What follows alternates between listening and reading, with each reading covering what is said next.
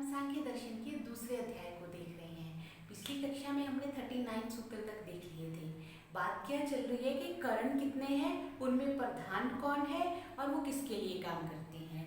तो हमने ये देखा था कि आत्मा मुख्य है, जैसे राजा है, उसके लिए बाकी सब काम कर रहे हैं, और बुद्धि जो है वो उसके निकटतम करण है, निकटतम सहयोगी है। जैसे ऑफिसर का पीए होता है, वैसे आत्मा के ये आत्मा है तो सबसे नजदीक बुद्धि है, फिर अहंकार है, फिर मन है, फिर इधर 5 ज्ञानेंद्रियां और 5 कर्मेंद्रियां हैं। तो इस तरह से ये सीक्वेंस बनता है। अब ये कह रहे हैं कि ये जो आगे आत्मा के इधर बुद्धि आ गई, बुद्धि के इधर अहंकार है, इधर मन है, तो मन के इधर 5 ज्ञानेंद्रियां, इधर 5 कर्मेंद्रियां हैं। तो वो ये पूछ रहे हैं कि मन जो है उसका मुख्य है तो क्यों है, ये बात पूछ रहे हैं। तो महर्षि इसके उत्तर में 40वें सूत्र में क्या कहते हैं, द्वयोः प्रधानम मनो लोकवत् भृत्य वर्गेषु। द्वयोः दोनों में, ज्ञान इंद्रिय और कर्म इंद्रिय दोनों में मन जो है वो मुख्य है। एक हमने सूत्र पढ़ा था उभयात्मकम मनः, जो मन है वो उभयात्मक है। उसको हमने ऐसे देखा था कि वो ज्ञान इंद्रियों के साथ भी कनेक्टेड है और कर्म इंद्रियों के साथ भी कनेक्टेड है। और दूसरी हमने इसकी व्याख्या ये करी थी कि वो बाह्य इंद्रिय भी है और वो आंतरिक इंद्रिय भी है। तो इस तरह से हमने उभयात्मक मना किया था। तो वैसे ही जो चीज दोनों तरफ एडजस्ट हो रही है तो वो मुख्य होगी ना। ज्ञान इंद्रिय सिर्फ अपने ज्ञान का कार्य कर रही है, कर्म इंद्रिय सिर्फ कर्म का कर रही है, वो अपनी सारी इंफॉर्मेशन लेकर के मन को दे रही है, मन आगे अहंकार को दे रहा है, अहंकार बुद्धि को, और बुद्धि आत्मा को प्रेजेंट कर रही है। तो जैसे बहुत सारे मंत्री होते हैं, राजा के बहुत सारे मंत्री होते हैं, उसमें मुख्य प्रधानमंत्री होता है, because he is nearest to the boss. He is presenting everything, whatsoever information is coming from the other people, he is presenting to the boss.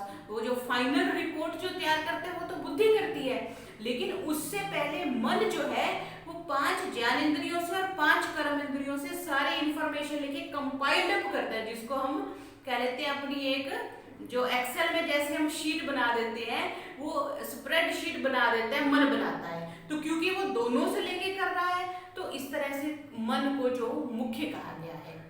और मन वैसे भी मुख्य क्यों है कि मन के हारे हार है, मन के जीते जीत। जो मन करता है वही करते हैं, बिकॉज अल्टीमेट जो हमें इंद्रिय को इंस्ट्रक्शन दे रहा है वो मन देता है।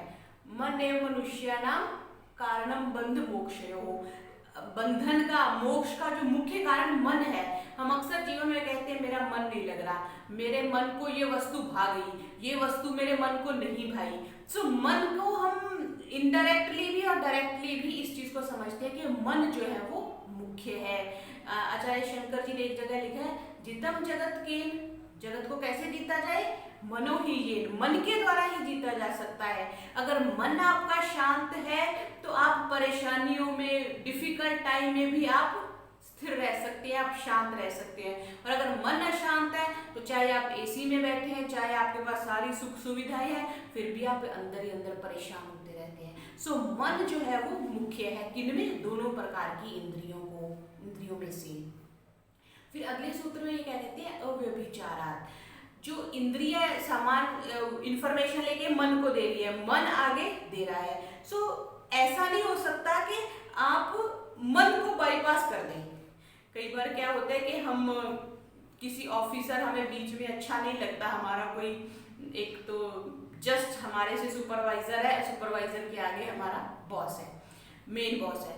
तो हम कई बार क्या करते हैं, हम सुपरवाइजर को बाईपास करने की कोशिश करते हैं कि फाइल इधर से सीधा बॉस के पास चली जाए या इंफॉर्मेशन सीधा बॉस के पास चली जाए। तो यहाँ पे महर्षि क्या कहते हैं, अव्यभिचारात्, जो इंद्रिय इंफॉर्मेशन देगी वो मन को देगी, मन आगे अहंकार को, अहंकार बुद्धि को देगा। आप मन को बाईपास नहीं कर सकते, चाहे आप ज्ञानेंद्रिय चाहे कर्म इंद्रिय, you have to go by the मन। हाँ, मन से होकर के ही आपको इंफॉर्मेशन आपके अंदर जाती है।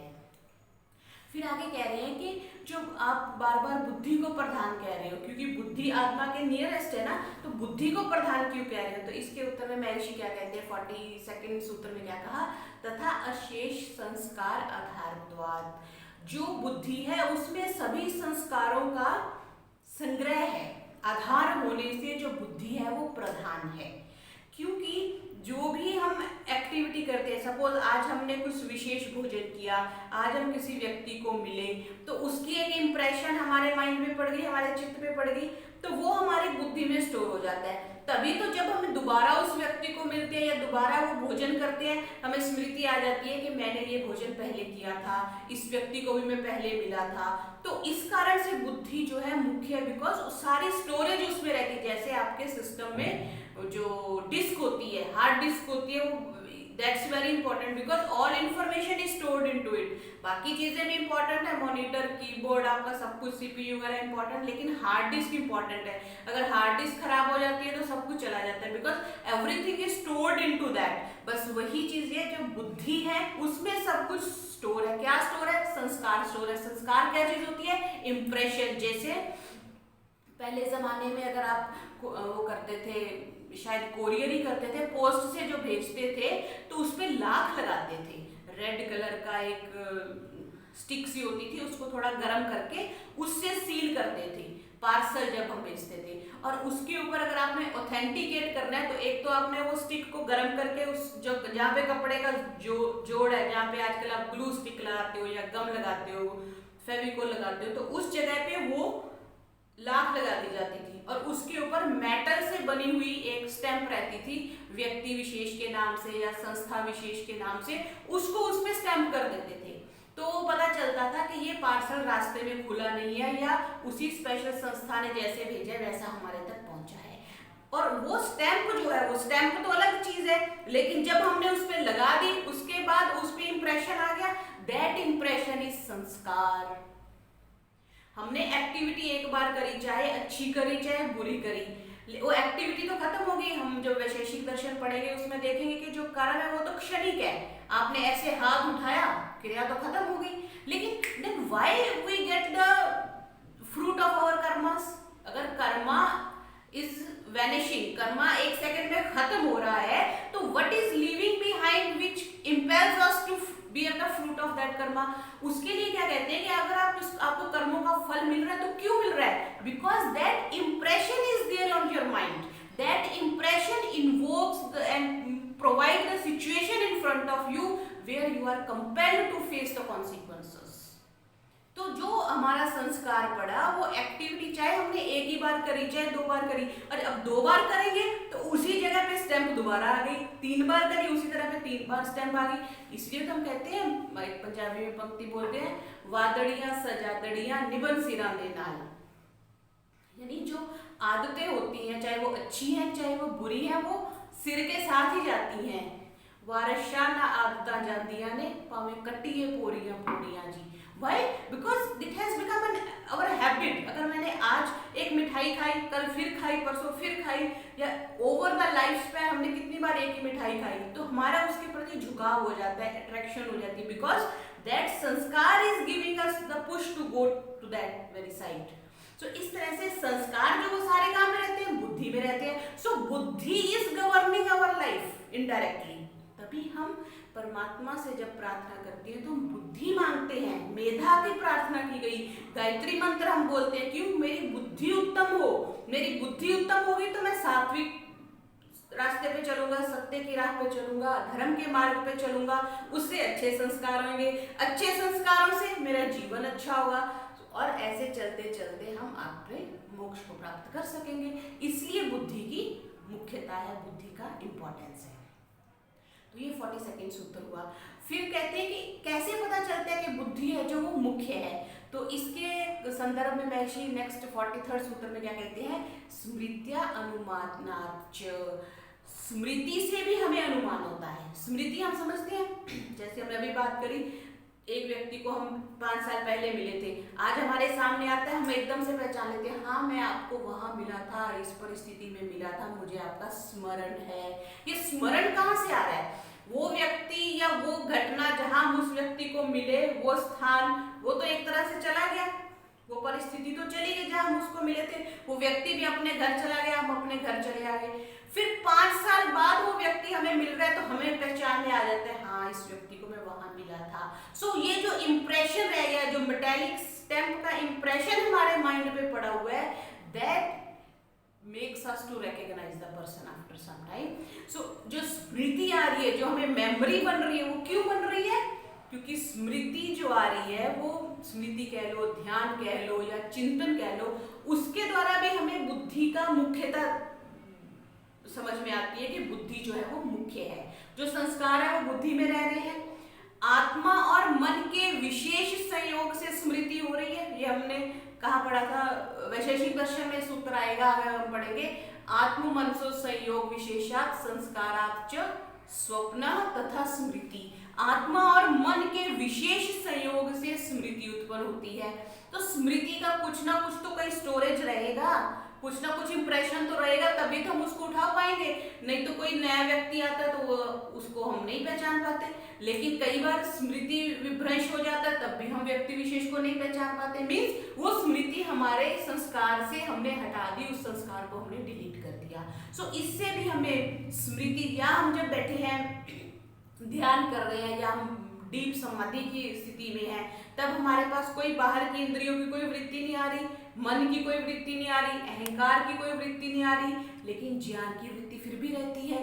जो आत्मस्थ सन्यासी होते हैं, साधु महात्मा होते हैं, उनको जो ज्ञान मिलता है वो ध्यान की गहरी स्थिति में मिलता है या समाधि में मिलता है। उस समय ज्ञान हो रहा है, ज्ञान हो रहा है तो इसका मतलब बुद्धि की एग्जिस्टेंस है तब, और बाकी सारी इंद्रियां शांत हो चुकी है लेकिन बुद्धि चल रही है। सो इससे भी हमें बुद्धि लगता है कि बुद्धि जो है वो मुख्य है, बुद्धि हमारा स्टोर हाउस है। और वैसे भी हमने देखा कि जब सृष्टि शुरू होती है, सर्ग काल शुरू होता है, तब हमारे कर्मों के अनुसार हमें ये 5 ज्ञानेंद्रियां, 5 कर्मेंद्रियां, 5 सूक्ष्म तन्मात्राएं और 3 ये 18 चीजों का एक हमें शरीर मिल जाता है, जो कि आगे कैरी फॉरवर्ड होता रहता है। कब तक? जब तक या तो हम समाधि को प्राप्त करके ईश्वर को प्राप्त नहीं कर लेते, या प्रलय नहीं आ जाती। इन 2 स्थितियों में ही आत्मा का उस शरीर से भेद होता है।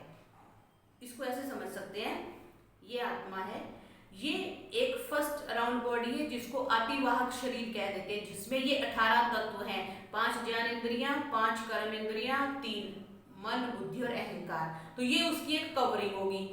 और उसके बाहर एक कवरिंग है जो हमें ये दिख रही है, हमारा जो शरीर दिख रहा है। सो इस तरह से ये जो हमारे मतलब डबल कवरिंग हम कह सकते हैं, डबल ओवर। फर्स्ट इज सूक्ष्म शरीर, अतिवाहक शरीर, सेकंड इज स्थूल शरीर जो हम अपनी बॉडी को देखते हैं।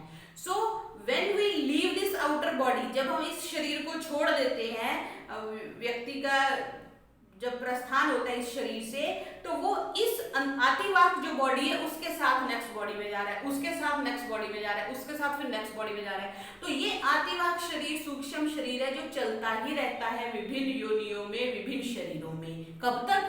जब तक हम आत्मज्ञान की प्राप्ति नहीं कर लेते या ईश्वर की व्यवस्था से प्रलय हो जाए, और तब आत्मा का इस शरीर से मतलब इस बॉन्डिंग से उसका डिस्कनेक्शन हो जाती है। सो इस दृष्टि से हमें जो पता चलता है कि जो बुद्धि है वो स्टोरेज हाउस है ना, हमारे साथ चल रहा है। तभी तो हम देखते हैं ना, कई बार कुछ लोगों को पूर्व जन्म के संस्कार होते हैं, पूर्व जन्म के स्मृति आ जाती है कि मेरा घर वहां था, ऐसा था, ऐसा था। सो इससे पता चलता है कि कुछ ना कुछ स्टोरेज चीज साथ में चल रही है, और जो चल रही है उसका नाम बुद्धि है। फिर आगे ये प्रश्न किया जा रहा है कि ये जो समस्त करण आप बता रहे हैं, 13 करण आपने बता दिए, ये अपने आप कार्य करते हैं या किसी की प्रेरणा से करते हैं?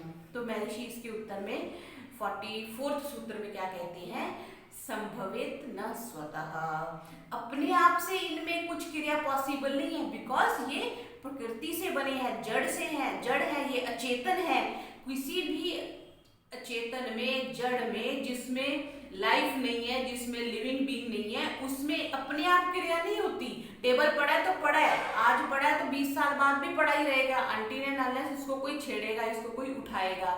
जो प्रेरणा देता है वो हमेशा चेतन देता है, चाहे वो हमारे इस शरीर में एक्टिविटी हो रही है वो भी चेतन की प्रेरणा से हो रही है, और इस ब्रह्मांड में कुछ एक्टिविटी हो रही है वो ईश्वर रूपी मुख्य आत्मा की, परमात्मा जिसको हम कहते हैं, उसकी प्रेरणा से हो रही है। सो जो भी एक्टिविटी है वो जो करण है अपने आप किसी एक्टिविटी में नहीं लगते, इसकी दूसरी तरह से एक ये व्याख्या बुद्धि के संदर्भ में भी करते हैं कि बुद्धि को भी, बिकॉज बुद्धि आत्मा के बिल्कुल निकट है, सो बुद्धि को भी जो प्रेरणा है वो आत्मा से ही मिलती है, अपने आप बुद्धि भी काम नहीं करती।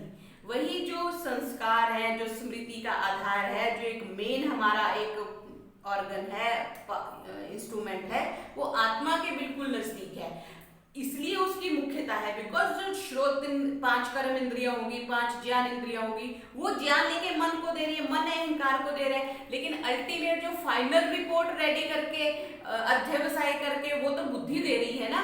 तो बुद्धि में भी कर्मत्व अपने आप से नहीं है, वो इसके थ्रू, आत्मा के थ्रू ही दिया जा रहा है। और बुद्धि जो है अपने आप कुछ नहीं कर सकती, बिकॉज जब तक इसको बाहर से इंफॉर्मेशन नहीं मिलेगी ये आत्मा को कुछ दे भी नहीं सकती। स्वतः नहीं हो सकता। अगर फील्ड वर्क से जो आपके वर्कर काम कर रहे हैं वो इंफॉर्मेशन लाके ऑफिसर को नहीं देते, जो ऑफिस स्टाफ है, तो ऑफिस स्टाफ रिपोर्ट बना के नहीं आगे बॉस को नहीं दे सकता। संभवेत न स्वतः, अपने आप नहीं होता, प्रेरणा से होता है, किसी चेतन की प्रेरणा से होता है। और इसको रिवर्स तरीके से देखें कि बाहर की इंफॉर्मेशन बुद्धि तक आती है, तभी बुद्धि आत्मा को इंफॉर्मेशन देती है। फिर आगे की बात आ रही है कि आप ये बुद्धि को विशेष कह रहे हो और ये जो बाकी 12 चीजें बच गई इसको आप अविशेष कह रहे हो, तो किस आधार पे कह रहे हो? तो महर्षि 45वें सूत्र में क्या कहते हैं? अपेक्षिको गुण प्रधान भावा क्रिया विशेषात्। क्रिया विशेष होने से उसकी मुख्यता है। कर्णों का परस्पर हम कह रहे हैं, जैसे 5 ज्ञानेंद्रिय और 5 कर्म इंद्रियों से मन विशेष है, मन से विशेष अहंकार है, अहंकार से विशेष बुद्धि है, मतलब बुद्धि सुप्रीम मोस्ट, बुद्धि आत्मा के पास है। सो फाइनल तो बुद्धि है, बिकॉज अपेक्षाकृत है, जिसको हम रिलेटिव कह देते हैं, कंपैरेटिव कह देते हैं, उससे कंपैरेटिव करके ये बेहतर है, उससे ये बेहतर है, उससे ये बेहतर, मीन सबसे बेहतर ये है। जो श्रोत्रादि इंद्रियां है वो तो अपने नियत विषय को ही ले रही हैं, जो मन है वो कर्म इंद्रियों को भी ले रहा है, ज्ञान इंद्रियों को भी ले रहा है। फिर अहंकार उससे संबंधित होकर के और सारे जो मन ने सारे विषय लिए उसका विश्लेषण मन कर रहा है। फिर मन आगे, मतलब मन से अहंकार कर रहा है, तो अहंकार भी मन से विशेष हो गया।